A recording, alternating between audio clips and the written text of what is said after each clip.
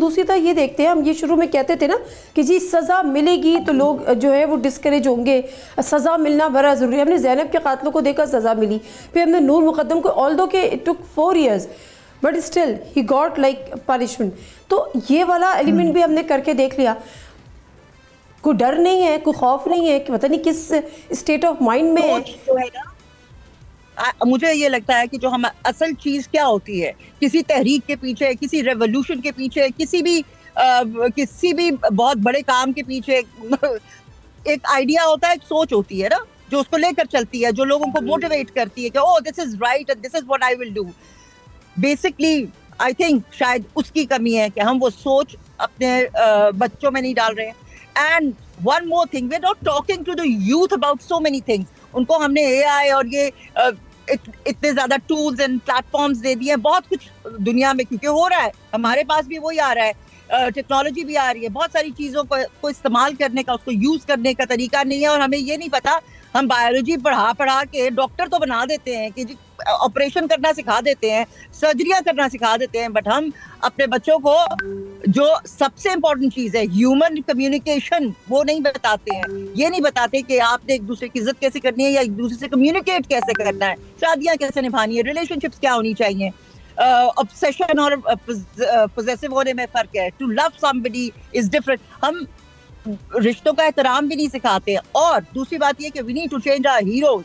हमारे हीरोज हमारे इर्द गिर्द के लोग, हमारे पेरेंट्स हैं, हमारे जो खवातीन हैं, दे आर हीरोज। जिस तरह वो बिहेव करते हैं बच्चे उसी तरीके से, उसके लिए आपको कुछ कहना नहीं होता, डंडे नहीं मारने होते। जो बिहेवियर होता है ना, that is the most effective language. जिस तरीके से आप अपने इर्द गिर्द देखते हैं माशरे में लोगों को एक दूसरे से रिएक्ट करते हुए, उनके साथ वो क्या बिहेवियर उनका देखते हैं, वही आप सीखते हैं। So this is what is happening, जो आपके इर्द गिर्द घरों में हो रहा है, मोहल्ले में हो रहा है। एग्जैक्टली।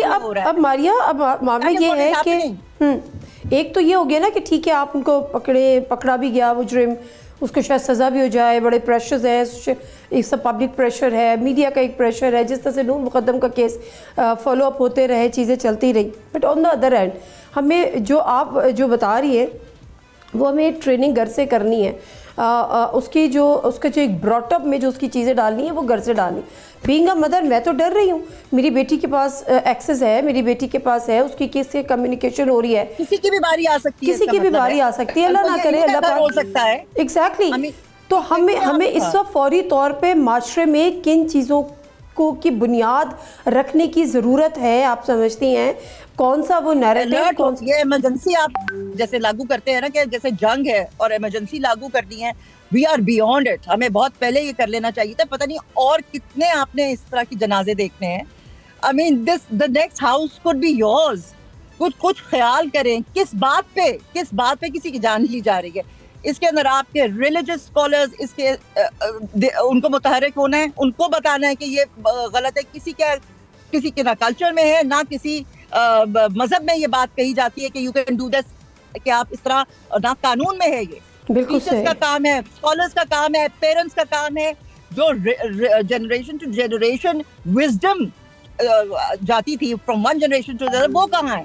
तालीम कहाँ है? टीचर्स का है। और we need to have, this is very very important to talk to your youth, to tell them what कि भाई ये जवानी आ गई है, दिमाग खराब हो गया है, I mean how to deal with it, anger को कैसे डील करना है, रिलेशनशिप को, लड़की को देख के पागल नहीं हो जाना है, लाइक अगर वो नो कह रही है तो उसका क्या मतलब है।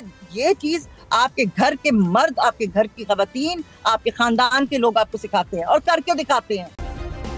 सब्सक्राइब करें और बेल दबाएं ताकि कोई खबर रह न जाए।